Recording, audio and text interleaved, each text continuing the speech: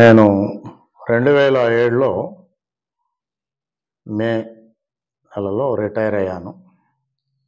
Forest department నుంచి deputy conservator of ఫారెస్ట్‌గా retire అయిన తర్వాత నాకొక పెద్ద ప్రశ్న మిగిలిపోయింది. ఏంటంటే ఇప్పుడు రిటైర్ అయినాం గదా! ఇప్పుడు ఏం చేయాలి? మరి వేరే రకరకాల ఆపర్చునిటీస్ ఉంటాయి. అడ్వైజర్ అని, లేకపోతే వేరే రియల్ ఎస్టేట్‌లని, రకరకాల బిజినెస్‌లు గానీ ఇలాంటివి ఉన్నా గూడా నాకు ఇంతకాలం సర్వీస్ చేసిన తర్వాత ప్రభుత్వంలో మళ్ళీ ఏదో డబ్బు గురించి చేయాలి. ఏదో బిజినెస్ చేయాలి, ఏదో అవకేషన్ డబ్బు గురించి చేయాలన్నది నాకు లేదు. డబ్బుతో నిమిత్తం లేకుండా మనము చదువుకున్నప్పుడు గానీ, తర్వాత చదువుకున్న ఉద్యోగం వచ్చినప్పుడు గానీ, మనకున్న ప్రయారిటీసు, మన కుటుంబము, మన పిల్లలు, వాళ్ళ అభివృద్ధి అన్నది ప్రయారిటీగా ఉండి పనిచేయటం జరిగింది. అయితే మనకి ఉద్యోగం రావటము, ఒక సమాజంలో మనకొక హోదా రావటము, ఇవన్నీ కూడా మనకి సమాజం ఇచ్చింది. ఒక అటవీ శాఖ ఉంది కాబట్టి, అటవీ శాఖలో నాకు ఒక ఆఫీసర్‌గా service commission, public service commission ద్వారా రిక్రూట్మెంట్ చేసుకొని నన్ను ఒక ఆఫీసర్ హోదా ఇచ్చి, నన్ను గౌరవించి సేవ చేసేటందుకు పబ్లిక్‌గా నాకు అవకాశం వచ్చింది.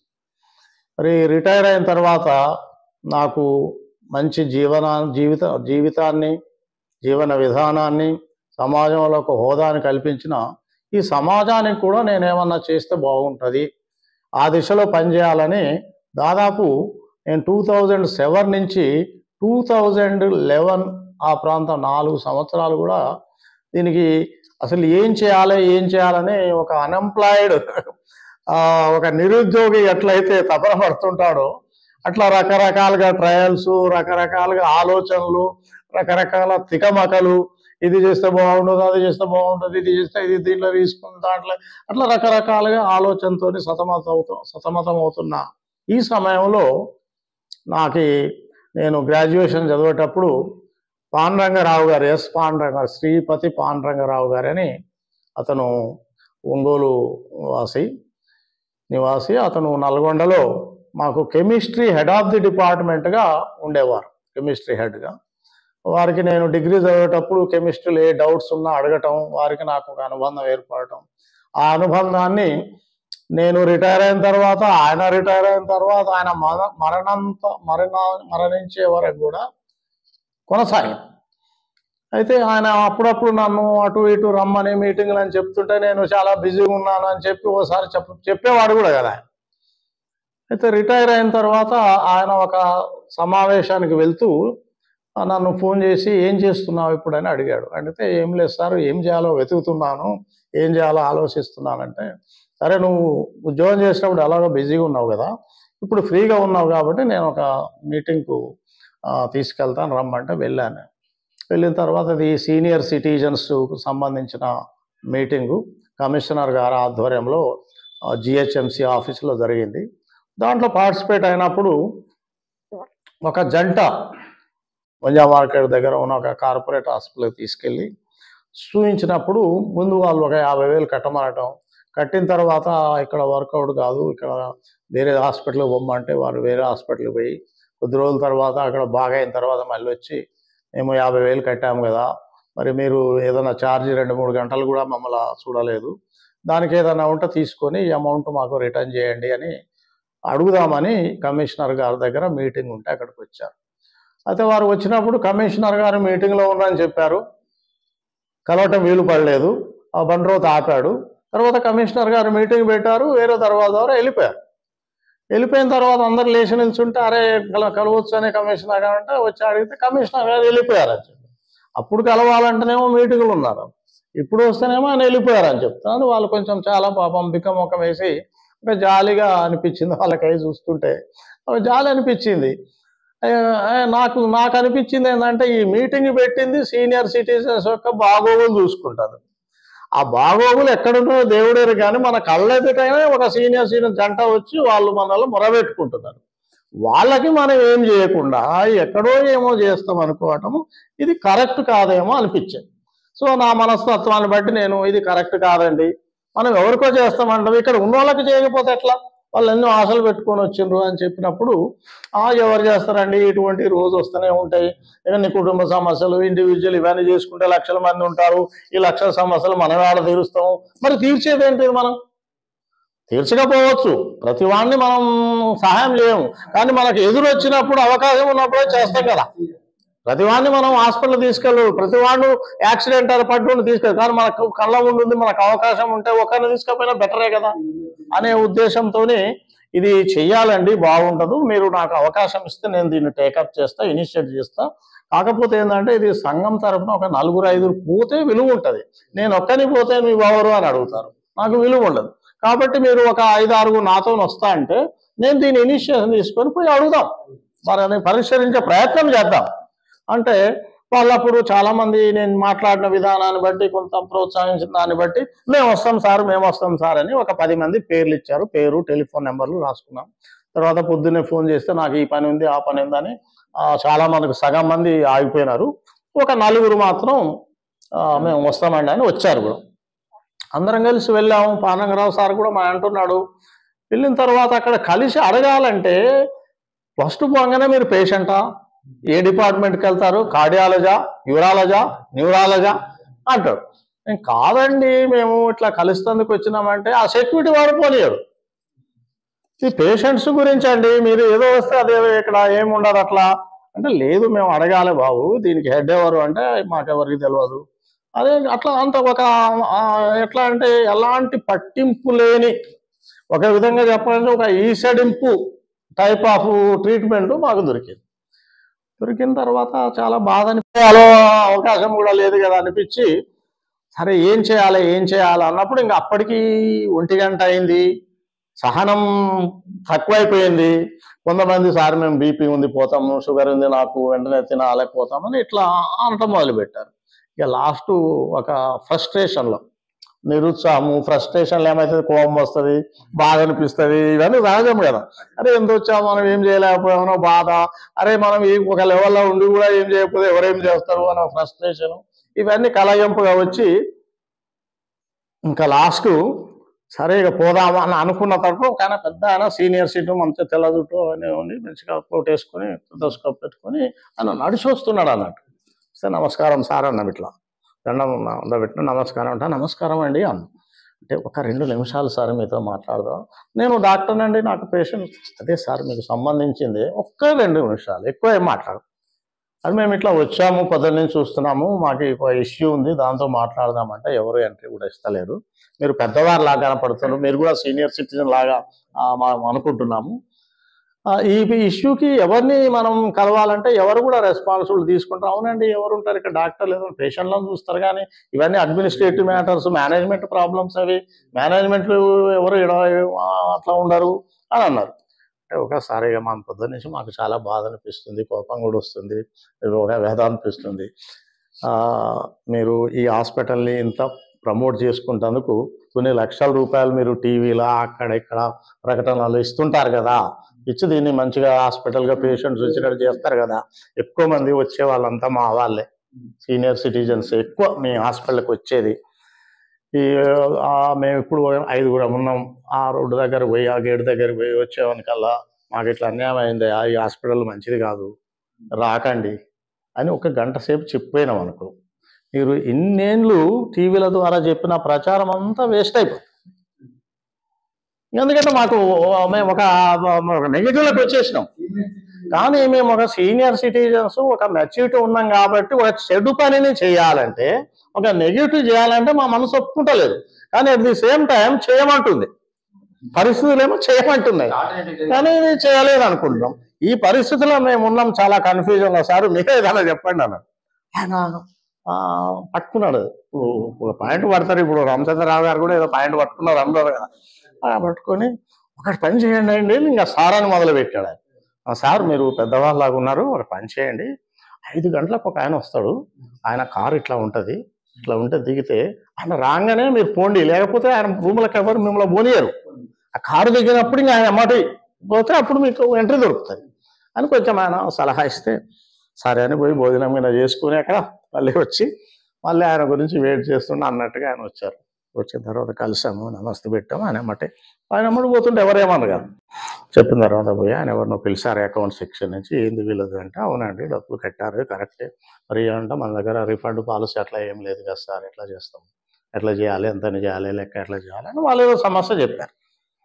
సమస్య చెప్తే ఆయన పాపం ఒకటే అన్నాడు, ఇక లెక్కలు బొక్కలు ఎందుకండి, వాళ్ళు పెద్దోళ్ళు సీనియర్ సిటిజన్లు, మన హాస్పిటల్ బతికేదే వాళ్ళతోనే, వాళ్ళు ఎంత కట్టిందో అంత రిటర్న్ చేయండి. వాళ్ళది పేద పెద్దవాళ్ళు, మీ నాన్న వస్తుంటారు, మా తాత వయసు వాళ్ళు, వాళ్ళకి ఏమి దాంట్లో ఏం కట్ చేసుకుంటాం మనం, ఏని అన్నాడు. పోయినా మొత్తం అమౌంట్ తెచ్చి ఇచ్చేసినాను. They felt very very happy. వాళ్ళ మనసులో కలిగిన ఆనందం ఉంటుంది కదా, అది నాకు చాలా నచ్చింది, చాలా మంచి అనిపించింది. అరే మనం ఒక పని చేయగలిగినాం. అప్పుడు మా గురువు గారు మాస్టర్ గారు పక్కనే ఉన్నారు కదా, నువ్వు ఏం పని చేయాలని ఎత్తుతున్నావు కదా, ఎత్తకపోయినా ఏదో కాలు తగిలినట్టుగా ఇప్పుడు ఇదే నీ పని, నీకు శక్తి ఉంది, నువ్వు చేయగలవు, ఇదే పని ఎంతో మంది వస్తుంటారు, ఆ కమిషనర్ గారు చేయలేని పని నువ్వు చేసినావు కదా, కాబట్టి ఈ సీనియర్ సిటిజన్ దాని మీదనే నువ్వు కాన్సన్ట్రేట్ చేస్తే నీకు ఒక మంచి అసైన్మెంట్ ఇది, ఇక నువ్వు వేరే ఎతకాల్సిన అవసరం లేదు, ఆలోచించుకో అన్నాడు. నాకు అనిపించింది కరెక్టే కదా, ఇది మనం ఎక్కడెక్కడో ఇన్నేళ్ళ నుంచి తిరుగుతున్నాం, అదే ఇది బాగుంది ఇలా అనుకున్న తర్వాత డిసైడ్ అయిపోయాం, మరి ఎట్లా మొదలు పెట్టాలి సార్ అంటే కదా, ఎట్లా మొదలు పెట్టాలని. మేము అప్పుడు బాగలింగంపల్లిలో ఉంటున్నాం, ఇది కన్స్ట్రక్షన్ అవుతుంది, ఇది మా సైటు మాదే, ఇది బిల్డర్కి ఇచ్చినాం, కన్స్ట్రక్షన్ అవుతుంటే మేము బాగలింగంపల్లి ఉన్నావు కదా, నువ్వు ఎట్లాగా ఇక్కడ షిఫ్ట్ అయిపోతావు గ్రీన్ హిల్స్, మీ గ్రీన్ హిల్స్ కాలనీలో ఒక సంఘం పెట్టు, ఫస్ట్ నీకు తెలుస్తుంది ఇన్స్ అవుట్స్ అసలు ఏంటిది అన్నది నీకు తెలుస్తుంది, తర్వాత ఇంకా ఎట్లా చేయాలని నువ్వే నాకు చెప్తావు అన్నాడు. ఎందుకంటే నీకు అనుభవం వస్తుంది, ఇంకా దానికి ఏం జరిగింది అన్నది మీకు అందరికీ తెలిసిన విషయమే. ఎంతో కష్టపడి green hills colony senior citizen అసోసియేషన్ని 2013లో పెట్టి రిజిస్ట్రేషన్ చేయడం జరిగింది. తర్వాత తెలంగాణ రాష్ట్రం ఏర్పడింది. రాష్ట్రం ఏర్పడిన తర్వాత తెలంగాణ రాష్ట్రంలో ఉన్న వివిధ అసోసియేషన్లన్నీ ఉన్నాయి, కానీ ఒక విధానంలో ఉండవు. కాబట్టి మనం ఒక తెలంగాణ రాష్ట్రానికి సీనియర్ సిటిజన్ ఫెడరేషన్ అన్నది పెట్టి దీన్ని వ్యాప్తి చెందాలని చెప్పి నేను తెలంగాణ సీనియర్ సిటిజన్ ఫెడరేషన్ని 2014లో రిజిస్ట్రేషన్ నంబర్ 1053/2014 ద్వారా నేను, మీరు ఎలాగైతే ఇప్పుడు రిజిస్ట్రేషన్లు చేయిస్తున్నారో నేను ఆ రోజు దీన్ని రిజిస్ట్రేషన్ చేశాను. రిజిస్ట్రేషన్ చేసిన తర్వాత ఎన్నో కార్యక్రమాలు చేయటం జరిగింది. అయితే చాలా కార్యక్రమాలు చేశాము, ఇక్కడ చాలా సంఘాలు కూడా ఫామ్ అయినాయి, దాదాపు 200 దాకా సీనియర్ సిటిజన్ అసోసియేషన్లు ప్రతి కాలనీలో ఫామ్ అయినాయి. కొన్ని ఓల్డేజ్ హోమ్లు senior citizen day care centres వచ్చినాయి, వాళ్ళకి 3000 రూపాయలు ఇవ్వాలని మేము మున్సిపాలిటీకి వెళ్ళి కొట్లాడి ఆ 3000 రూపాయలు శాంక్షన్ చేయటము, తర్వాత 6000 పెంచడం, ఇవన్నీ జరిగినాయి చాలా. ఈవెన్ జిల్లాలో కూడా కొన్ని యూనిట్లు ఆల్రెడీ ఉన్నాయి, కొన్ని కొత్తవి పెట్టడం, ఇవన్నీ జరిగింది. కానీ ఇన్ని సంవత్సరాలు నేను చూసింది ఏంటంటే దాదాపు 10 ఏళ్ళ పైనే అయింది కదా, 12 ఏళ్ళు 13 ఏళ్ళలో దీన్ని విలేజ్ లెవెల్కి మనం తీసుకోలేకపోయినాము, గ్రామ స్థాయికి తీసుకెళ్ళలేకపోయినాము. అప్పటికి మేము ఒక 7-8 గ్రామాలలో ఇష్యూస్ అయినా మేము అక్కడ స్థాపించినాం కూడా. కానీ దాదాపు మనకు 15,000 గ్రామాలు ఉన్నాయి మన రాష్ట్రంలో. ఇది ఎప్పుడు నాకు వెంటాడుతున్న ఒక వెలితిలాగా అనిపించింది. అయితే దీన్ని ఎట్లా చేయాలి అని రకరకాల మార్గాల ద్వారా మేము ఒక సందర్భంలో 2015లో మన రామచంద్రరావు గారు ఎమ్మెల్సీగా చేసినప్పుడు బీజేపీ నుంచి మాకు బీజేపీ పార్టీతో నిమిత్తం లేకుండా పార్టీ రహితంగా ఆయనకి మేము ఒక డిబేట్ లాగా కాంటెస్టింగ్ క్యాండిడేట్స్ 9 మందితో డిబేట్ పెట్టి ఆ డిబేట్లో వారిని మాట్లాడిన విధానాన్ని నచ్చి వారికి మేము ఓపెన్గా ప్రెస్ మీట్ పెట్టి ఓపెన్ సపోర్ట్ ఎక్స్టెండ్ చేయడం జరిగింది. మా అదృష్టం కొద్దీ ఆయన మాతోనే గెలిచాడని అనుకోము, కానీ ఆయన అదృష్టం కొద్దీ గెలిచారు. అంతకుముందు చాలా ఓటములు చవి చూసేప్పుడు గెలిచినందుకు మాకు ఆనందం అనిపించింది, ఆయనకు కూడా ఆనందం అనిపించింది. అప్పుడు కొంత మాకు పాజిటివ్గా అసోసియేషన్ యొక్క విలువ రావటము, అప్పుడు ఎమ్మెల్యేస్ కూడా మా ఆఫీస్కు రావటము, కార్పొరేటర్స్ రావటము, రకరకాలుగా దీనికి ఒక గ్రోత్ అన్నది వచ్చింది. ఈవెన్ రవీంద్ర భారత్లో కొన్ని వేల మందితోని మేము సీఎం గారు కూడా అపాయింట్మెంట్ ఇచ్చారు కేసీఆర్ గారు, వారితో కూడా వరల్డ్ ఎల్డర్స్ డేని చాలా గ్రాండ్గా చేయటం, ఇవన్నీ జరిగినాయి. జరిగిన తర్వాత ఈ ఒక్క అడుగు కూడా ఈ సీనియర్ సిటిజన్స్ యొక్క ఇష్యూస్ మీద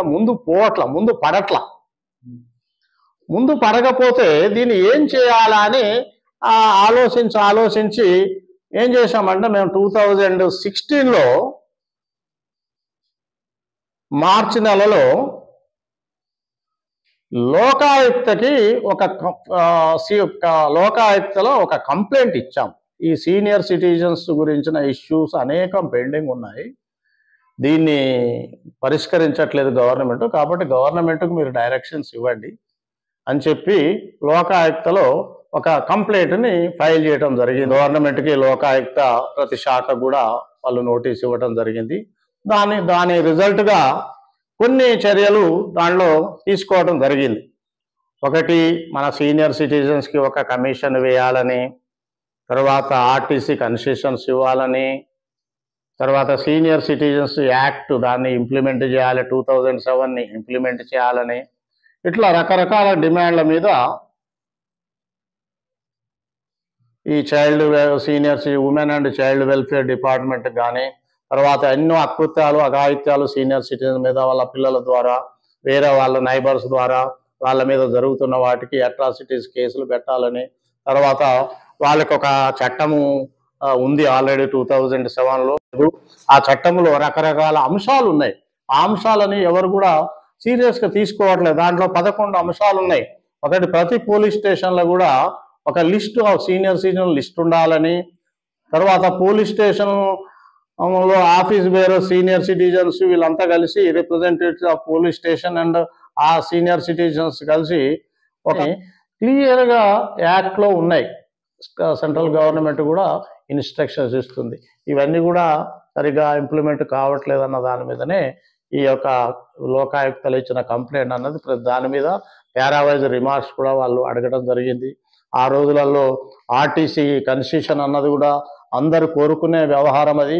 అయితే దాన్ని 2012లో మేము ఈ సొల్లేటి ప్రభాకర్ గారు ఐఏఎస్, ఆయన director of welfare of the disabled and senior citizens ఉన్న ఆ టైంలో ఒక రిజల్యూషన్ పాస్ చేసింది. ఆర్టీసీ అన్నది ఒక రిజల్యూషన్ పాస్ చేసింది. ఏకే ఖాన్ గారు vice chairman and managing director ఉన్నప్పుడు వాళ్ళు ఒక రిజల్యూషన్ పాస్ చేసింది. ఏమంటే ఆర్టీసీ 25% కన్సెషన్ ఇవ్వాలి అనే దాని మీద ప్రపోజల్ పంపటం, ఆ బోర్డులో అది అప్రూవ్ కావటము, ఇవన్నీ కూడా మెన్షన్ చేస్తూ ఈ డైరెక్టర్ నుంచి AK Khan IPS vice chairman and managing director గారికి లెటర్ రాయడం జరిగింది. సో సీనియర్ సిటిజన్ ఎక్కడో ఉన్న వాళ్ళ గురించి పట్టించుకొని వాళ్ళ గురించి కొంత చెయ్యాలి అనేది ఒకటి వాళ్ళలో ఏర్పడాలంటే సీనియర్ సిటిజన్స్ యొక్క ప్రాధాన్యతని చాటు చెప్పగలగాలి. వాళ్ళ అవసరం మనకుందని ప్రతి పాలిటీషియన్ ఫీల్ కావాలి, సీనియర్ సిటిజన్ అవసరం ఉందని. అంతేకాకుండా సీనియర్ సిటిజన్స్ ఓట్లతోనే మనం గెలవగలము, వాళ్ళదే డిసైడింగ్ ఓటు, వాళ్ళు ఎవరికైతే ఓటేస్తారో అధిక సంఖ్యలో వాళ్ళే గెలుస్తారు అన్నదాన్ని స్టాటిస్టికల్గా మేము ప్రూవ్ చేసినా కూడా అది ముందుకు వెళ్ళలేదు. స్టాటిస్టిక్స్ తీసుకొని కూడా మేము ప్రూవ్ చేసాం. అయితే దాన్ని మేము ఈ రామచంద్రరావు గారు బీజేపీ ప్రెసిడెంట్గా నియమించబడిన తర్వాత వారికి మాకున్న సాన్నిధ్యంతో అంతకుముందు 2015లో వాళ్ళు ఎమ్మెల్సీ ఎలక్షన్లో మేము వారికి అండగా నిలబడ్డ విషయాన్ని, వారు మాకు గెలిచిన తర్వాత కూడా సీనియర్ సిటిజన్స్కి అండగా నిలబడి వారి ఎమ్మెల్సీ ఫండ్స్ని కూడా మాకు బిల్డింగ్స్కి వాటికి వీటికి ఇవ్వటం, మేము పెట్టిన ప్రతి మీటింగ్ కూడా వారు రావటం, దీన్ని దృష్టిలో పెట్టుకొని వారి సహకారంతో ఈ సీనియర్ సిటిజన్ని గ్రామ స్థాయిలో తీసుకెళ్ళాలి. సీనియర్ సిటిజన్ ప్రతి గ్రామంలో కూడా ఒక సీనియర్ సిటిజన్ అసోసియేషన్ పెట్టాలి. ఈరోజు ఇప్పుడు పరిస్థితులలో బీజేపీ కూడా అదే అనుకుంటుంది. గ్రామ స్థాయిలో ఎక్కడ బీజేపీ కనపడట్లేదు, ఓన్లీ టౌన్స్లలో సిటీలలో ఉన్నదన్నది పబ్లిక్ ఒపీనియన్ కూడా. అది ఒక విధంగా ఒక దానికి బ్యాక్ లాగా ఆటంకం లాగా బీజేపీకి ఉంది. సో ఇలాంటి సందర్భంలో గ్రామంలో సీనియర్ సిటిజన్స్ అసోసియేషన్ పెట్టితే ఆ సీనియర్ సిటిజన్స్ కినా వీరు బీజేపీ వాళ్ళు మంచిగా చూసుకొని వాళ్ళని ప్రోత్సహించి వాళ్ళకి అండగా ఉంటే ప్రతి గ్రామంలో కూడా బీజేపీ సింపథైజర్స్ తయారయ్యేటానికి ఆస్కారం ఉంది. దానికి ఆల్రెడీ ప్రతి గ్రామంలో ఆసరా పెన్షనర్స్ ఉన్నారు. మనకి స్టేట్ మొత్తం 38 లక్షల మందికి ఆసరా పెన్షన్ అని ప్రభుత్వం ఇస్తుంది. దాంట్లో ఒక 12 లక్షల మంది పైన 12,25,000 వరకు senior citizens, unorganised senior citizens ఉన్నారు. ఒక 2,75,000 వరకు గవర్నమెంట్ పెన్షనర్స్, వాళ్ళు కూడా సీనియర్ సిటిజన్లే, వాళ్ళ ఆర్గనైజ్డ్ వాళ్ళు ఉన్నారు. మొత్తం కలిపినట్లయితే మనకు 15 లక్షల సీనియర్ సిటిజన్స్ ఉన్నారు. 15 లక్షల సీనియర్ సిటిజన్స్ 15,000 గ్రామాలలో ఉన్నారు. వీళ్ళని డివైడ్ చేస్తే ప్రతి గ్రామంలో కనీసము మనం 15 తీస్తే ఒక 100 మంది సీనియర్ సిటిజన్స్ ఆసరా పెన్షనర్స్ ఆల్రెడీ ఉన్నారు. 100 మంది మినిమం. ఈ 100 మందిలో వాళ్ళు కొంచెం లీడింగ్ లో ఉంటారు, ఆర్థికంగా కానీ కొంచెం సమాజ పరంగా కానీ. తర్వాత ప్రతి గ్రామంలో ఒక రైతు కానీ కాస్త యాక్టివ్గా ఉన్న లేడీ ఉమెన్, ఈ ఉమెన్ ఏదైతే మహిళా డ్వాక్రా గ్రూపులు ఉన్నాయి, ఆ డ్వాక్రా గ్రూపుల వాళ్ళు ఒకరు ఇద్దరు సీనియర్ సిటిజన్లు ఉంటారు. వాళ్ళని తీసుకున్నట్లయితే ప్రతి గ్రామంలో సీనియర్ సిటిజన్ పెట్టేటందుకు అసలు సమస్యే లేదు. కాకపోతే వీళ్ళని మనము వాళ్ళ యొక్క నమ్మకాన్ని పొందాలి. ఆ నమ్మకాన్ని గ్రామంలో మనం పొందాలంటే వాళ్ళకి ఏమి సమస్యలు ఉన్నాయో ఫస్ట్ మనం స్టడీ చేయాలి. విలేజ్లో వెళ్ళి ఈ సీనియర్ సిటిజన్లకి ఏం సమస్యలు ఉన్నాయని చేస్తాయి. దాని మీద మేము విలేజ్లకు వెళ్ళినప్పుడు స్టడీ చేస్తే ముఖ్యంగా వీళ్ళకున్న సమస్యలు ఏంటంటే ఆసరా పెన్షన్స్ ఏవైతే ఉన్నాయో ఆ పెన్షన్స్ను ఫస్ట్ నాడు ఎట్లయితే ప్రభుత్వ ఉద్యోగులకు పెన్షన్ ఇస్తుందో అదే మాదిరిగా ఇవ్వట్లేదు.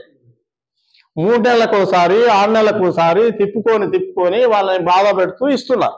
అట్లా కాకుండా ఫస్ట్ నాడు ఏ విధంగానైతే ప్రభుత్వ ఉద్యోగుల నుంచి రిటైర్ అయిన పెన్షనర్లు ఉన్నారో వాళ్ళకి ఎట్లయితే వాళ్ళ ప్రమేయం లేకుండా డిపాజిట్ చేసి ఇస్తున్నారో అట్లనే ఈ ఆసరా పెన్షనర్స్ కూడా ఆ విధంగా ఇది చిన్న అమౌంట్, చాలా చిన్న అమౌంట్. మనం ప్రభుత్వంలో ఉన్న పెన్షన్తో కంపేర్ చేసినప్పుడు చాలా చిన్న అమౌంట్ కాబట్టి అది ఒకటి చేస్తే వీళ్ళు తప్పకుండా చాలా సంతోషపడతారు.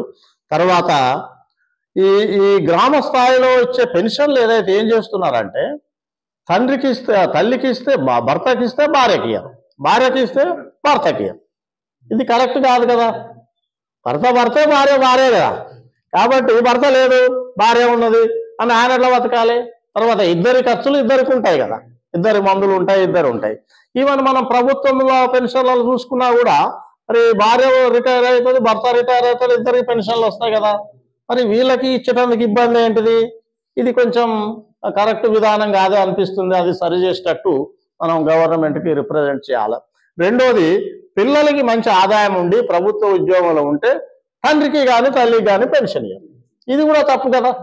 పిల్లలు ఎక్కడో బతుకుతున్నారు, వాళ్ళని పట్టించుకుంటలేరు అని అంటున్న వాళ్ళు ఇవ్వాలని ఏముంది? వాళ్ళకు వస్తుంది, వీళ్ళకి పంచాలని ఏం లేదు కదా. మరి అలాంటప్పుడు అది కూడా పిల్లల ఆదాయంతో నిమిత్తం లేకుండా వీళ్ళ సొంత పరిస్థితిని చూసి వాళ్ళకి ఈ యొక్క ఆసరా పెన్షన్లు చేసినట్టయితే ఈ తప్పకుండా మనం సీనియర్ సిటిజన్స్ యొక్క ప్రేమని, వాత్సల్యాన్ని, నమ్మకాన్ని పొందగలుగుతాం. ఇది బీజేపీ పార్టీ కూడా రియలైజ్ చేసి వాళ్ళు పొలిటికల్గా ఉన్నారు. ఇప్పుడు పొలిటికల్ విల్ అన్నది చాలా, ప్రతి సమస్య కావాలంటే ఒక ఎమ్మెల్యే నుంచి ఎవరో ఒకరు వెనక ఉండాల్సిన పరిస్థితి ఉంది. కాబట్టి బీజేపీ క్యాడర్లో కూడా ఎవరో ఒకళ్ళు ఈ సీనియర్ సిటిజన్ల సహకారం తీసుకొని, సీనియర్ సిటిజన్లు కూడా బీజేపీ కార్యకర్తల యొక్క సహకారం తీసుకొని వీటిని ఎస్టాబ్లిష్ చేయగలిగితే అటు బీజేపీ పార్టీకి ఇటు సీనియర్ సిటిజన్స్ రెండు కూడా బలపడతాయి. సో ఇది మనం ఒక కేస్ స్టడీ లాగా మనం చూసి అసలు సీనియర్ సిటిజన్స్ ఎలాగా, వాళ్ళ ఇంపార్టెన్స్ ఏంది. ఈ ఓటింగ్లో చాలామంది సీనియర్ సిటిజన్ పట్టించుకోరు. ఎందుకంటే ఆయన ఏమనుకుంటారంటే ఓటేసేటప్పుడు ఎలక్షనీరింగ్లో వాళ్ళు అంటున్నారు, యూత్ వీళ్ళ పిల్లలేమో వాళ్ళు వెంట తిరుగుతారు, ఏ నాయకుడు వెంట తిరుగుతారు, నలుగురు ప్రచారం చేస్తారు, వెంట పోతారు, వాళ్ళకి వీళ్ళు పనికొచ్చే వాళ్ళు అనిపిస్తాయి. ఈ పెద్ద ఆయన పాపం ఎక్కడ ఎవరబడి ఓడుగా, కాబట్టి ఈయన ఒక ఓటు అన్నట్టు చూస్తారు. సీనియర్ సిటిజన్లకు ఉన్నది ఒక్క ఓటు కాదు, సీనియర్ సిటిజన్ అంటే ఆయన ఒక కుటుంబం, is the head of the family. కాబట్టి ఆయన చెప్తే వింటారా వినరా పక్కా పెట్టండి, కానీ ఆయన 4-5 ఓట్లకి గ్రూప్కి అధిపతి. ఈ విధంగా తీసుకోవట్లా, ప్రచారం చేసిన తీసుకుంటున్నారు, కానీ ఈ విధంగా సీనియర్ సిటిజన్ అంటే ఒక ఫ్యామిలీ హెడ్, ఆయన ఒక గ్రూప్ ఆఫ్ ఒక క్లస్టర్ ఆఫ్ ఓట్స్ ఆయన అన్నదాన్ని వాళ్ళు గుర్తించట్లా. ఇంకా రెండోది, ఈ సీనియర్ సిటిజన్స్ ఓటు ప్రభావం ఎలా ఉంటుందంటే, వీళ్ళు నమ్మకమైన ఓటర్స్, చాలా నమ్మకమైన ఓటర్స్. ఎవరైనా ఒక నాయకుడు వచ్చి, ఒక యూత్ నాయకుడు వచ్చి, కాదా నేను కాంటాక్ట్ చేస్తున్నా, మీకు పాదావందనం చేస్తున్నా, నేను నామినేషన్ వేస్తున్నా, నన్ను ఆశీర్వదించంటే నేను నీకు ఓటేస్తా పో అంటాడు. మళ్ళీ ఏమొచ్చినా కూడా ఆయనకే వేస్తాడు, మాట తప్పడు. నమ్మకమైన ఓటర్లు వీళ్ళు, నమ్మకమైన ఓటర్లు. వీళ్ళు నమ్మకమైన ఓటర్లే కాకుండా ఈ ఎన్రోల్మెంట్ చేసుకోవటంలో చాలా మంది వెనక ముందు ఏం చేసుకుంటాము, ఆ ఓటర్ లిస్టులో ఉంటే వీలైతే పోకపోతే అని అనుకుంటారు. వీళ్ళు ఓటర్ల లిస్టు లేకపోతే చచ్చిపోయిన ఆయన కింద అనుకుంటారు. నేను చచ్చిపోయినా వాళ్ళు అనుకుంటారు, నేను చచ్చిపోయినా, నేను బతికుంటే మనం నాకు ఓటర్ల లిస్టులో ఎందుకు పేరు లేదని అంత గట్టిగా వీళ్ళు. ఇంకో విషయం ఏంటంటే, ఓటర్ల లిస్టు ఉన్నోడల్లా ఓటేయాడు కదా. ఆ ఓటునాడు క్రికెట్ మ్యాచ్ ఉంటే కూడా పోనోళ్ళు ఉన్నారు, ఏదైనా అర్జెంట్ డ్యూటీలు ఉంటే పోనోళ్ళు ఉన్నారు, ఏదన్నా ఇంట్లో శుభకార్యం ఉంటే పోనోళ్ళు ఉన్నారు. కానీ సీనియర్ సిటిజన్ మాత్రము మీరు స్టడీ చేసి ఎలక్షన్ చూడండి, పిల్లల భుజాల మీద కూర్చొని పోయి ఓటేస్తారు, ఎడ్ల బండ్ల మీద పోయి ఓటేస్తారు. వీళ్ళు ఏమైనా కూడా నన్ను తీసుకుపోయి ఓటేయరించరా అంటారు. అది పోగొట్టుకోరు. అంత వాల్యూ ఇచ్చే ఒక అని తీస్తే మేము ఒక కేస్ స్టడీ చేసాం. ఒక్కొక్క ఊర్లో దాదాపు 1400 మంది ఉంటున్నారని ఇంతకుముందే మనం స్టాటిస్టిక్స్ తీసాం. 15,000 గ్రామాలలో రూరల్ పాపులేషన్ 2,10,000 మనం డివైడ్ చేసినట్లయితే ఆన్ అన్ యావరేజ్ ఒక్కొక్క గ్రామంలో 1,400 మంది ఉంటారు. అయితే 1,400 మంది జనాభా ఉంటే 1,400 మంది కూడా ఓటర్లు కాదు కదా, ఎందుకంటే పిల్లలు ఉంటారు, దాంట్లో ఆ ఊళ్ళో లేని వాళ్ళు ఉంటారు. ఇట్లా మనం ఒక 400 తీసేస్తే కూడా మన లెక్క కూడా కరెక్ట్ ఉంటుందని ఒక 1000 మంది ఓటర్లు, ఎలిజిబుల్ ఓటర్లు ఉన్నారనుకుంటే, ఈ 1000 మందిలో సీనియర్ సిటిజన్స్ యొక్క రేషియో జనాభా 12% దాకా ఇప్పుడు క్రాస్ అయింది. ఒకప్పుడు 7-8% ఉండేది. 2011లో 9% చిల్లర ఉండేది. ఇప్పుడు వచ్చేసరికి సీనియర్ సిటిజన్స్ వాళ్ళ ఆయుష్ పెరగటం, చాలా కాలం వాళ్ళ మెడికల్ ఫెసిలిటీస్ రావటం వలన వీళ్ళు 12% సీనియర్ సిటిజన్స్ ఉన్నారు. ఇప్పుడు ఆ లెక్కన చూస్తే 170 మంది సీనియర్ సిటిజన్స్ ఈ 1000 మందిలో ఉంటారు. 1000 మందిలో ఈ 170 మంది మళ్ళీ ఎన్రోల్ కూడా చేయించుకుంటారు, ఓటు కూడా వేస్తారు. అంటే 100% ఎన్రోల్మెంట్ ఉంటుంది, 100% ఓటు కూడా ఉంటుంది. ఇంకా ఈ సీనియర్ సిటిజన్కి అటాచ్ అయిన ఒక వర్గము, చాలా ముఖ్యమైన వర్గం ఉంది. అదేంటంటే యంగ్, ఇప్పుడిప్పుడే ఓటర్ అయిన కొత్త ఓటర్లు, వాళ్ళందరూ కూడా పిల్లలు, యూత్, యంగ్ యూత్ అన్నట్టు. యంగ్ యూత్, టెండర్ యూత్ అంటాం కదా, యంగ్ యూత్. ఈ పిల్లలు కూడా వాడి ఓటు అంటే ఎట్లా ఉంటుంది, ఇది ముద్ర వేసుకోవాలి, ఇంకు పెట్టుకోవాలి, ఓటును చూడాలి, ఓటు వేయాలి అని ఈ సీనియర్ సిటిజన్లు ఏ విధంగా ఎన్రోల్మెంట్ అయ్యేటందుకు కష్టపడతారో, ఇంట్రెస్ట్ తీసుకుంటారో, వీళ్ళు కూడా అట్నే తీసుకుంటారు. ఓటేస్తేందుకు కూడా అదే స్పిరిట్తో వచ్చి ఓటేస్తారు. వీళ్ళు కూడా సీనియర్ సిటిజన్ దాదాపు ఎంతమంది ఉన్నారో అంతే పర్సెంట్లో 12% ఉంటారు దాదాపు అనుకుంటే. వీళ్ళు ఒక 1000 ఓట్లు ఉన్నాయనుకుంటే ఎన్రోల్మెంట్లో కొంత మనం ఒక 75% మనం తీసేసుకొని వాళ్ళు కాలేదనుకుంటే నెట్గా మనకి 340 మంది సీనియర్ సిటిజన్లు, 660 అదర్ దాన్ సీనియర్ సిటిజన్స్ ఉన్నట్లయితే ఈ 660లో ఒక 75% మాత్రం ఎన్రోల్ అయిందని అనుకుందాం. ఎందుకంటే ఓటింగ్ కూడా అంతే చేస్తారు కదా. అయితే 500 మంది వెళ్తారు. ఈ 500 వీళ్ళు 170, 140 మొత్తం 340, 840 మంది ఓటర్ లిస్టులకు వెళ్తారు. ఈ 840 మంది ఓటర్ లిస్టుకి వెళ్ళిన తర్వాత మరి ఓట్లు ఎంతమంది వేస్తారు అంటే, సీనియర్స్ దాదాపు 99% వేస్తారు, యంగ్ యూత్ కూడా 99% వేస్తారు, ఇక అదర్స్ అన్న వాళ్ళు వచ్చేసరికి మళ్ళీ ఇక్కడ దండి కొడతారు. అందరూ బూతులు పోరు. చూస్తే సిటీల్లో అయితే 44%, 45 ఉంటుంది. ఊర్లలో 70, 60, 80 దాకా కూడా వస్తుంటుంది. యావరేజ్ మీద ఒక 75% వేసుకుంటే అప్పుడు ఈ ఓటర్లు యాక్చువల్గా పోలింగ్ డబ్బాలో పడ్డ ఓట్లు వీలై 375 ఓట్లు ఉంటాయి. కానీ సీనియర్ సిటిజన్స్, యంగ్ యూత్ కలుపుకుంటే 335 వస్తాయి. మొత్తం 710 ఓట్లు డబ్బాల పడదు. ఆ ఊరు నుంచి 710 ఓట్లు డబ్బాల పడతాయి. ఈ 710లో డబ్బాల పడ్డప్పుడు ఎవరికైతే 50% వస్తుందో వాళ్ళే గెలుస్తారు. 50 కూడా అవసరం లేదు, ఎందుకంటే డివైడ్ అవుతాయి. వివిధ 3 పార్టీలు ఉంటాయి, 4 పార్టీలు ఉంటాయి, చల్లని ఓటర్లు అయినా మ్యాక్సిమం మనం 50% పెట్టుకుంటే కూడా అప్పుడు కావలసిన ఓట్లు విన్నింగ్ ఎంత అంటే 355 ఓట్లు వస్తే వాళ్ళు గెలుస్తారు. గట్టిగా అంటే కరాఖండిగా గెలిచే వాళ్ళు 355 వస్తే కరాఖండిగా ఎవరు ఆపలేరు గెలుపు. ఈ 355 ఓట్లలో 335 సీనియర్స్కి సంబంధించినవి. ఎందుకంటే ఈ యూత్ ఎవరైతే ఉన్నారో 22, 21 వీళ్ళందరూ కూడా సీనియర్ సిటిజన్ మనవాళ్ళు మనవరాళ్ళు అవుతారు. ఈ మనవడు తాత, మనవరాలు తాత, అవ్వ వీళ్ళ సంబంధం ఇప్పటికీ మంచిగానే ఆప్యాయాలతోని మంచిగా ఉంది. ఒకళ్ళు చెప్తే ఒకళ్ళు వింటారు. అరే మా తాతని వీళ్ళు గౌరవిస్తారు. తాతని కొడుకు గౌరవించిన దానికంటే మనవడు బాగా గౌరవిస్తాడు. సో బిడ్డ గౌరవించిన దానికంటే మనవరాలు బాగా గౌరవిస్తారు.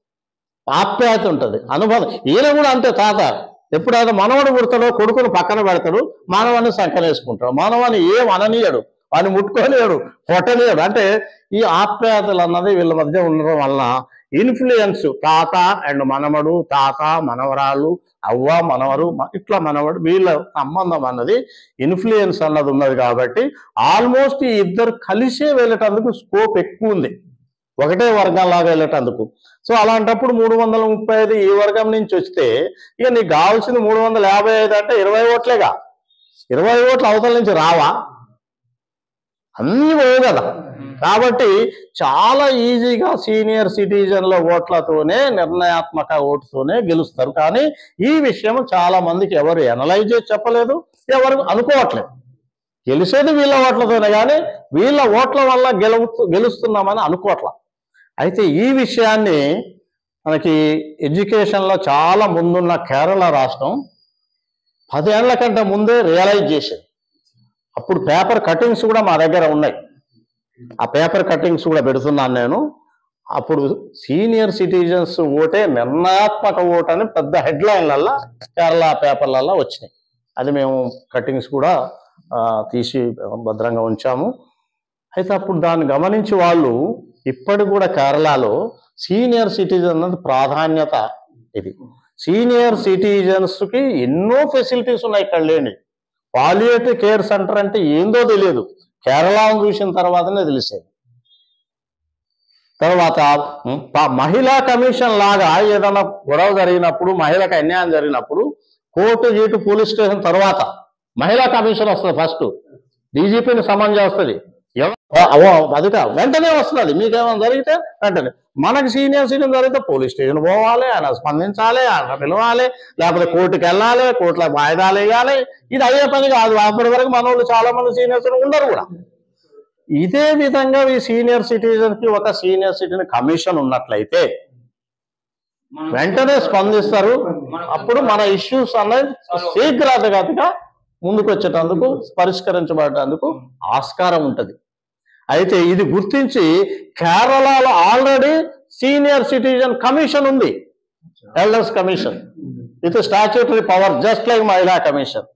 ఇవన్నీ కూడా వాళ్ళు సీనియర్ సిటిజన్ ప్రాధాన్యత తీసుకొని ముందడుగు వెళ్తున్నారు.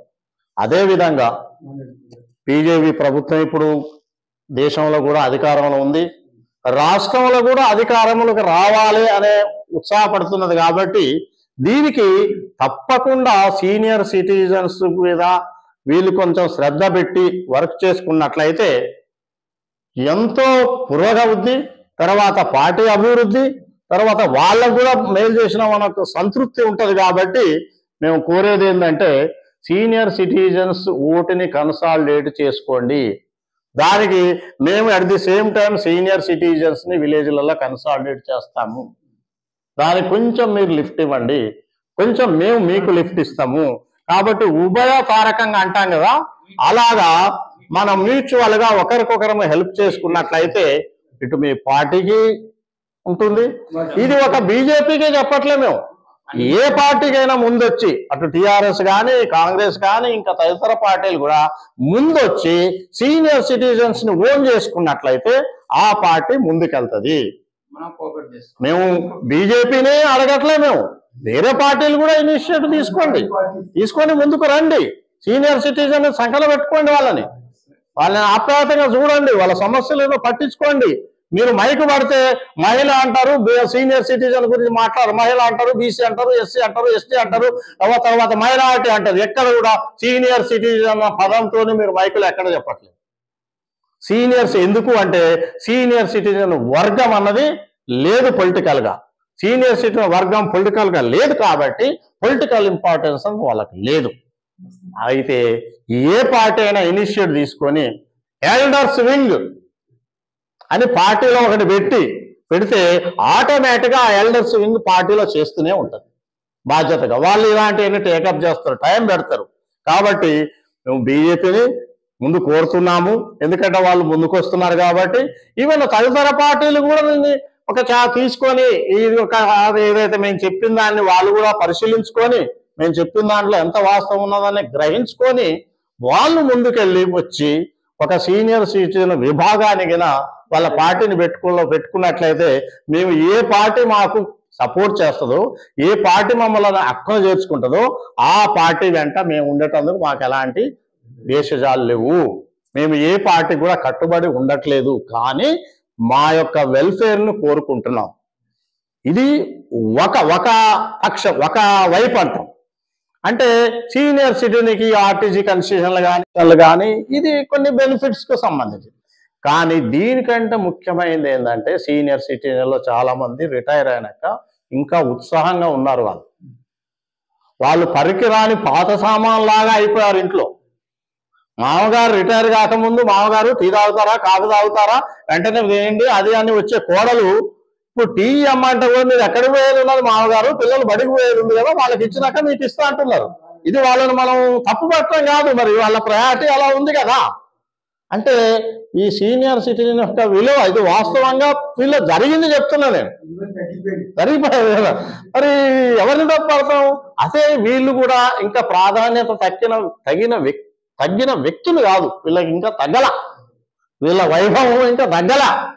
వీళ్ళకి ఎంతో అనుభవం ఉన్నది, శక్తి వాళ్ళు, వీళ్ళు పరిగెత్తకపోవచ్చు కానీ పరిగెత్తించగలరు. ఆవిడ ఎక్కువ మంది ఏంటంటే ఈ ఇచ్చేదేంది సార్, వాడిచ్చేదేంది వీడిచ్చేదేంది, మనమే ఇచ్చేవాళ్ళం, వాళ్ళు పుచ్చుకునే వాళ్ళు.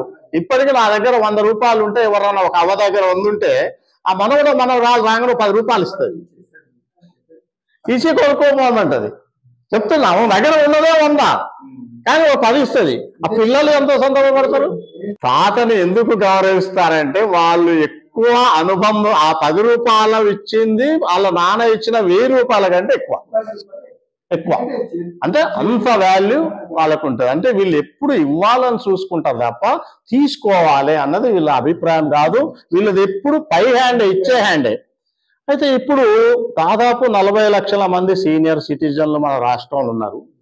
దాంట్లో ఒక 2,75,000 దాకా గవర్నమెంట్ ఎంప్లాయీస్ ఉన్నారు. ఒక 7 లక్షల పైన చిలుక అన్నది అదర్ వింగ్స్, ఎల్ఐసి కానీ రైల్వేస్ కానీ ఇట్లాంటి దాంట్లో నుంచి రిటైర్ అయిన వాళ్ళు ఉన్నారు. ఈ 10 లక్షలు పోతే ఒక 30 లక్షల మంది అనార్గనైజ్డ్ సెక్టార్లో ఉన్న సీనియర్ సిటిజన్స్. వీళ్ళు అనార్గనైజ్డ్ సెక్టర్స్ ఉన్న సీనియర్. ఈ 30 లక్షలలో వీళ్ళ అనుభవాన్ని వాడుకోవాలని ఎవరు అనుకోవట్లా. దీంట్లో వివిధ శాఖలకు చెందిన ఉద్యోగస్తులు వాళ్ళు ఉన్నారు. తర్వాత వివిధ వృత్తులకు సంబంధించి అపారమైన అనుభవం గడించిన వాళ్ళు ఉన్నారు. వ్యవసాయంలో ఒక 70 సంవత్సరాల అరక బట్టి, నాగలు బట్టి, ట్రాక్టర్తోనే దున్ని వ్యవసాయం చేసి చెట్లు బీకి గడ్డి బీకిన వ్యక్తికి ఒక ఎంఎస్సీ అగ్రికల్చర్ చేసిన, పిహెచ్డి చేసిన ఆయనకు ఉండకపోవచ్చు. ఆయన రాజేంద్ర నగర్లో ఒక చిన్న ప్లాట్ వేసి దాన్ని స్టడీ చేసి రీసెర్చ్ చేసి డాక్టర్ నేను చాలా అనుభవం అని అనుకోవచ్చు. ఆయన ఒక చిన్న ఫీల్డ్లో చేసిన. ఈయన అపారమైన కొన్ని ఎకరాలలో 70 ఏళ్ళు 60 ఏళ్ళు అదే పట్టుకొని చేసిన అపారమైన నాలెడ్జ్ ఉన్నా. అయితే ఈయనని నేను తక్కువ చేయట్లేదు సైంటిస్టులని. వీళ్ళు అవసరమే, వాళ్ళు అవసరమే. వ్యవసాయం మీద ఏదన్నా ఒకటి కమిటీకి వేసినప్పుడు ఈ సైంటిస్టు, ఎంఎస్సి, పిహెచ్డితో పాటు ఒక రైతును కూడా వేయాలి, వాళ్ళకి ఆ కమిటీలో మెంబర్ ఉండాలి. ఇదే ఇట్లాగే వివిధ వృత్తులు గొర్రెలు పెంచే వాళ్ళు ఉన్నారు, చెప్తున్నాను, మేకలు పెంచే వాళ్ళు ఉన్నారు, చేపలు పట్టే వాళ్ళు ఉన్నారు. వాళ్ళకి ఆ వృత్తులలో అపారమైన అనుభవం ఉంది. దాన్ని ఎందుకు బోధిస్తారు? ఇలా అనుభవాన్ని తీసుకుంటేందుకు కొన్ని డేటా సెంటర్స్ సీనియర్ సిటిజన్స్ అసోసియేషన్లు కానీ లేకపోతే గ్రామ స్థాయిలో పెట్టే ఈ కమిటీలు ఏవైతే ఉంటాయో సీనియర్ సిటిజన్ విభాగాలకి మీరు గ్రామ స్థాయి ఎల్డర్స్ సీనియర్ సిటిజన్ పదం ఏదైతుందో అది మనము బయట దేశాల నుంచి అరువు తెచ్చుకున్న పదం. అది ఎవరికి కూడా తెలియదు దేశంలో సీనియర్ సిటిజన్ అంటే ఎవరానే అసలు అందరికీ. దాన్ని బదులు మనం ఎల్డర్స్ అంటే చాలా బాగుంటుంది. పెద్దలు అన్నది మొదటి నుంచి మనకు వచ్చే పదం. పెద్దవాళ్ళు, పెద్దలు, పెద్ద ఆయన అంటే గౌరవంగా ఉంటది. కాబట్టి నేనేమంటున్నా అంటే ప్రతి గ్రామంలో కూడా సరే సీనియర్ సిటిజన్ అన్నదానికే ఇది ఒకటే అయినా కూడా ఎల్డర్స్ ఫెడరేషన్స్ లేకపోతే ఎల్డర్స్ పరిషత్, ఇప్పుడు రైతు సదస్సులని రైతు పరిషత్తులని పెట్టారు కదా, అట్లనే ఎల్డర్స్ గ్రామ స్థాయి ఎల్డర్ పరిషత్ అని గ్రామానికి పెట్టండి. దాంట్లో ఒక డేటా ఉండాలి. దీంట్లో ఏ డిపార్ట్మెంట్ నుంచి ఎవరెవరు రిటైర్ అయినారు, ఏ కుల వృత్తుల నుంచి ఎవరెవరు రిటైర్ ఉన్నారు ప్రాధాన్యత గల, వీళ్ళ శక్తి ఆరోగ్య పరిస్థితులు ఎలా ఉన్నాయి, ఈయన ఆరోగ్యంగా ఉన్నాడు అంటే పని చేయగలడు, ఈయన వాలంటీర్ ఏదైనా చేయగలడు అన్న వాళ్ళని ఉత్సాహాన్ని తీసుకొని వాళ్ళని ఎక్కడెక్కడ వాడుకోవచ్చు అని అంటే ఈ యొక్క నేను చెప్పినట్టుగా అగ్రికల్చర్ ఇట్లాంటి వ్యవహారాలనే కాకుండా ముఖ్యంగా ఫ్యామిలీ కౌన్సిలింగ్. ఈరోజు కుటుంబ వ్యవస్థ అన్నది చిన్న భిన్నమై ఉన్నది కుటుంబ వ్యవస్థ. విడాకులు ఎక్కువైపోయినాయి, కొట్లాటలు ఎక్కువైపోయినాయి. మన కోర్టుకు వెళ్ళినట్లయితే అక్కడ ఎక్కువ మంది కనపడేది ఫ్యామిలీ కోర్టులలో, ఎక్కువ మంది సంఖ్య. అసలు నడిచేటందుకు కూడా జాగుండనంత మంది ఉంటున్నారు. పోలీస్ స్టేషన్ పోతే అక్కడ ఎక్కువ కేసులు ఫ్యామిలీకి సంబంధించినవి, కుటుంబానికి సంబంధించినవి ఉంటున్నాయి. మరి అది కుటుంబంని సమస్యని పరిష్కరించాలంటే అది చాలా టైం తీసుకునే విషయం. ఈ ప్రాసెస్లో పోలీసు వ్యవస్థ ఏదైతుందో వాళ్ళు మంచి చేయాలని వాళ్ళని భయపెట్టి ఉపయోగించి చేయబోయినప్పుడు అది బెడిసి కొడుతున్నాయి. ఈ మధ్యనే ఒక ఇన్సిడెంట్ని మేము చూసాము. ఎక్కడ సంగం మండలంలో ఒక తల్లిని, ఒక గ్రామంలో తల్లిని కొడుకే మధ్యరాత్రి వచ్చి గోడ దీనికి వచ్చేసి పెట్రోల్ పోసి, మీకు కూడా పెట్టాము మేము, పెట్రోల్ పోసి అంతే 15 రోజులు మీకు పెట్టాము మేము. ఇది 15 రోజులు ఆమె అవస్థ పడి 15 రోజుల తర్వాత చనిపోయింది. 80% బర్నింగ్ అయింది. అయితే దాని మీద మేము స్టడీ చేసినప్పుడు తేలింది ఏంటంటే అంతకుముందు తల్లిని కొడుతుండేవాడు, అది ఇది అంటుండేవాడు. అయితే పోలీసు వాళ్ళకి కంప్లైంట్ చేసినప్పుడు పాపం వాళ్ళు డ్యూటీగా వచ్చేసి వీడుంటే ఏమో ప్రమాదం ఉందని చెప్పి వాడిని ఎక్కడో ఎలగొట్టారు వేరే ఊరికి. వాడు వెళ్ళాడు. వాడికి చిన్నప్పటి నుంచి కాస్త హవాకోరిగా పెరిగాడు, ఏ పని రాదు, పెళ్లి చేశారు, పిల్లలు అయ్యారు.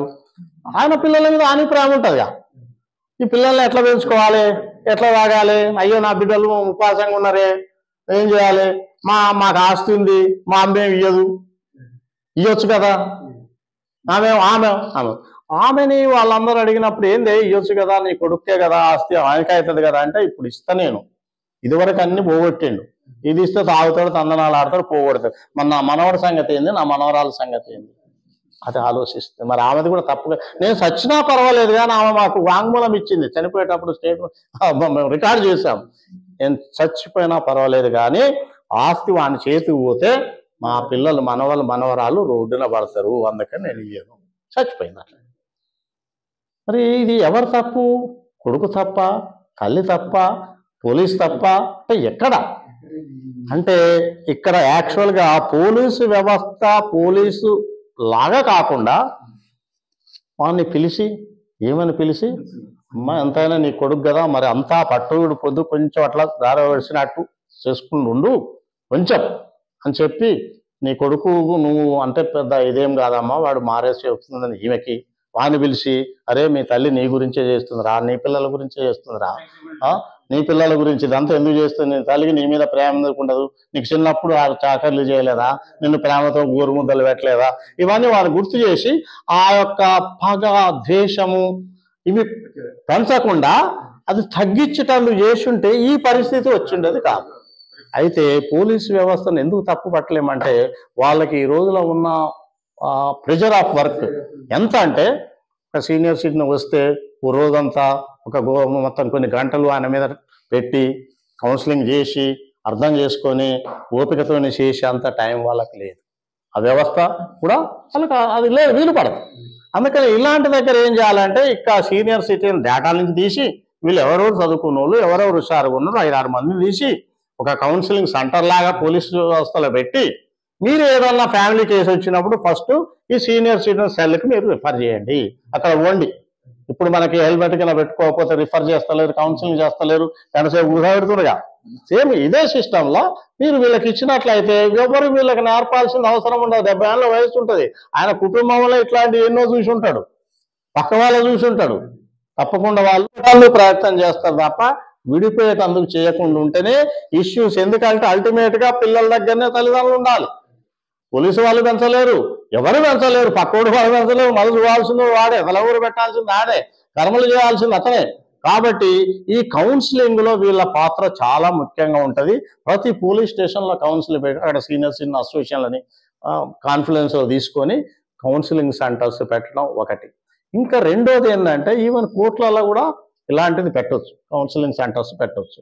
ఇంకా కాకుండా ఇప్పుడు ఈ రోజు గవర్నమెంట్ స్కూల్స్ అన్ని హాజరు లేవట్లేదని ఎత్తేస్తున్నారు, తీసేస్తున్నారు, పడిపోతుందని. ఇది ఎందుకు అంటే చాలా మంది టీచర్స్ కొన్ని కారణాల వల్ల సరిగ్గా చేయలేకపోతున్నారు, వాళ్ళ వేరే పనులు, ఎన్యూమరేషన్, ఎలక్షన్ల వరకు. కొంతమంది రిటైర్ అయిన టీచర్లు ఆయన గంట వాళ్ళంటే చెప్తాడు ఒట్టినే, ఎందుకంటే ఆయన కాలక్షేపం ఉంటుంది, గౌరవం ఉంటుంది, నమస్కారం అంటారు, పోతుంటారు, విలువ ఉంటుంది కదా ఊళ్ళో ఒట్టి కూర్చునే బదులు. సో ఆయనకు ఏ సబ్జెక్టు ఆ సబ్జెక్ట్ చెప్పొచ్చు. తర్వాత కొన్ని నీతి, కొన్ని ఫ్యామిలీ రిలేషన్స్, సంబంధాలు ఎలా ఉండాలి, ఇవన్నీ కూడా ఫ్యామిలీ ఎడ్యుకేషన్, ఇవన్నీ కూడా వీళ్ళు ఇవ్వగలుగుతారు. ఎడ్యుకేషన్ వాళ్ళని వాడుకోవచ్చు. మంచి కంప్యూటర్ వచ్చిన వాళ్ళు ఎవరైనా ఉంటే కంప్యూటర్లో వాడుకోవచ్చు. అంటే రకరకాలుగా ఈ డేటా తీసుకొని ఉన్నట్టయితే వీళ్ళని ఉపయోగించి తర్వాత రీసెర్చ్ కూడా చేయొచ్చు వీళ్ళ మీద ఎట్లా వాడుకోవాలని. లేకపోతే ఇప్పుడు ఆల్రెడీ జపాన్లో 20% సీనియర్ సిటిజన్స్ ఉన్నారు, అదే రేషియోలో పెద్దవాళ్ళు ఎక్కువ ఉన్నారు, యంగ్స్టర్స్ తక్కువ ఉన్నారు. ఇంకా కొన్ని సంవత్సరాలు పోతే పెద్దవాళ్ళు ఇంకా ఎక్కువైపోయి అసలు ప్రొడక్షన్ తీసే వాళ్ళు తక్కువైపోయి లయబిలిటీ ఉన్న వాళ్ళు ఎక్కువైనప్పుడు ఆ దేశం అన్నది దెబ్బతింటుంది. అది కాకుండా ఉండాలంటే ఈ సీనియర్ సిటిజన్లు కూడా ప్రొడక్షన్ కింద మార్చాలి. వీళ్ళు కూడా ప్రొడక్షన్ చేస్తారు, లయబిలిటీ కాదు అన్నప్పుడు ఏం చేయాలి, వీళ్ళని యూటిలిటీలో ఎలా పెట్టాలన్న దాని మీద రీసెర్చ్ చేయాలి. ఉదాహరణకి హ్యాండిక్యాప్డ్ ఉన్నారు, తర్వాత వికలాంగులు అంటాం కదా మనము, ఎవరైతే కళ్ళు లేని వాళ్ళు, కాళ్ళు లేని వాళ్ళు, చేతులు లేని వాళ్ళని దాని మీద రీసెర్చ్ జరగటం వలన ఒక బ్రెయిన్ లిపి అన్నది వచ్చింది. ఈ బ్రెయిన్ లిపి అన్నది వచ్చిన తర్వాత అంతకుముందు లయబిలిటీగా ఉన్న అంధుడు చదువుకొని ఉద్యోగం చేసి చక్రాల బండి నడిపి అతను ప్రొడక్షన్ ఇస్తున్నాడుగా. ఆర్టిఫిషియల్ లెగ్స్ వచ్చిన తర్వాత అతను నేర్చుకొని ఆర్టిఫిషియల్ లెగ్ పెడితే అతను మళ్ళీ ప్రొడక్షన్లకు వచ్చింది కదా. బహుశా మరి సీనియర్ సిటిజన్ మీరు ఎందుకు రీసెర్చ్ చేయరు, ఎందుకు వాళ్ళని ఎట్లా ప్రొడక్షన్లో పెట్టాలని చేయరు? ఇవన్నీ చేసినట్లయితే తప్పకుండా సీనియర్ సిటిజన్స్ గౌరవం పెరుగుతుంది, సమాజం డెవలప్ అవుతుంది. ఏవైనా పార్టీలు ఏ పార్టీలు అనేది టేకప్ చేసి వాళ్ళు కూడా దీన్ని ముందు చేస్తే వాళ్ళ పార్టీలు కూడా అభివృద్ధిలోకి వస్తాయి, ముందుకెళ్తాయి. తప్పకుండా నేను ఏదైతే చెప్తున్నానో దాంట్లో ఉన్న మంచి చెడులను గ్రహించి ప్రతి రాజకీయ పార్టీ, ప్రతి పౌరుడు, తర్వాత సీనియర్ సిటిజన్స్ మాత్రమే నేను చెప్పట్లేదు, రాబోయే కాలంలో కాబోయే సీనియర్ సిటిజన్, ఈ రోజు 10 ఏళ్ల వాడు కూడా తర్వాత కాలంలో సీనియర్ సిటిజన్ అవుతాడు. ఒకప్పుడు మేము 10 ఏళ్ళు ఉన్నప్పుడు ఇప్పుడు మేము సీనియర్ సిటిజన్ అయినాం. అట్లా ప్రతి వ్యక్తి కూడా సీనియర్ సిటిజన్ అన్నది ఒక దశ, దాన్ని దాటాల్సిందే, దాంట్లోకి వెళ్లాల్సిందే.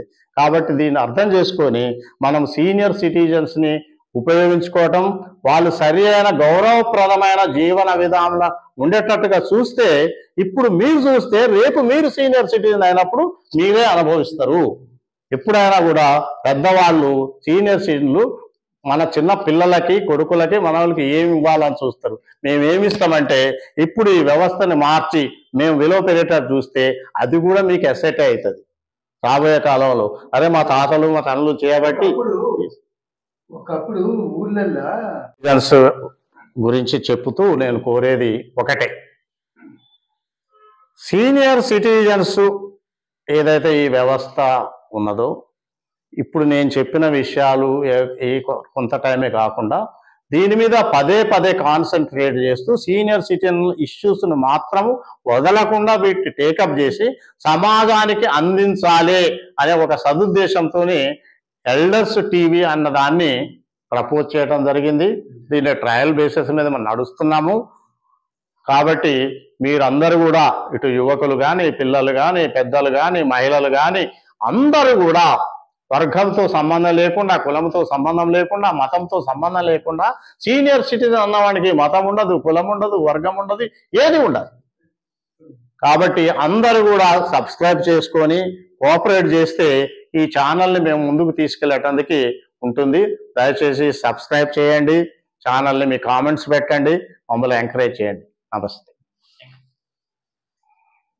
పేరు పి జగదీష్ రెడ్డి, పల్లా జగదీష్ రెడ్డి. నా పేరు Kasireddy Muralireddy, farmer cum business man. President మన కనకరత్నం గారి ఆధ్వర్యంలో మేము ఒక వెల్ఫేర్ అసోసియేషన్ స్టార్ట్ చేశాము. దాని పేరే state senior citizens welfare association. సిటిజన్స్కి వచ్చి హెల్ప్ చేయాలనే ఉద్దేశంతో స్టార్ట్ చేశాము. ఏదైనా ఇబ్బందులు ఉన్నా ఏమున్నా కూడా కానీ వాళ్ళు మేము ఆదుకుంటాము. నా పేరు సిహెచ్ భాస్కర్ రాజు, ఉమ్మడి ఆదిలాబాద్ జిల్లా మంచిర్యాల డిస్టిక్ జన్నారం మండలం నుంచి పాల్గొనైంది. నేను ఫస్ట్ 2011 నుంచి సీనియర్ సిటిజన్లో పనిచేస్తున్నాను. ఈ కనకరత్నం యొక్క సహాయంతో మాకు జన్నారం మండలంలో ఒక ఫారెస్ట్ వాళ్ళ బిల్డింగు అలాట్ చేయబడ్డది. ఒక 5-6 సంవత్సరాలకు మంచి పొజిషన్లో ఉన్నాము. ఇప్పుడు కరోనా నుంచి వారు కొత్త డిఓ చుట్టూ అది ఖాళీ చేయించుండ్రు. అప్పుడు కలెక్టర్ దగ్గర పోయి మేము అప్లికేషన్ పెట్టుకుంటే మాకు 3 గుంటల స్థలం కూడా కలెక్టర్ శాంక్షన్ చేసిండ్రు.